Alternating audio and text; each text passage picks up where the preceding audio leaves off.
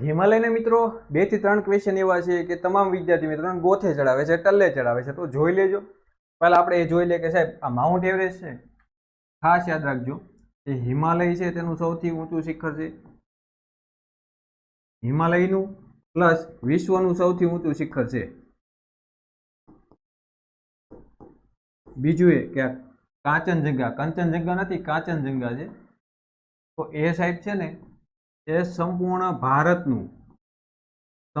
ભારતનું સૌથી ઊંચું શિખર છે. તમને પૂછાય કે સંપૂર્ણ ભારતનું સૌથી ઊંચું શિખર કયું, તો યાદ રાખી લેજો કાંચનજંગા.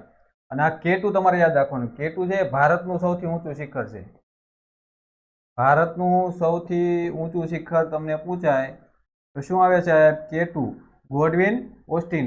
અને આ ક્યાં આવેલું છે? તો આવેલું છે ટ્રાન્સ હિમાલયમાં. ક્યાં આવેલું સાહેબ? ટ્રાન્સ હિમાલયમાં. ખાસ યાદ રાખજો અને આ પોઈન્ટ નોટ કરી લેજો. હવે તમે જુઓ કે તમારો ક્વેશ્ચન શું છે. હિમાલયની પર્વતમાળામાં સૌથી ઊંચો શિખર કયો છે? તો આ રહ્યો. હિમાલયની પર્વતમાળામાં કોણ આવે? માઉન્ટ એવરેસ્ટ આવે. અને એ વિશ્વનો સૌથી ઊંચો શિખર છે.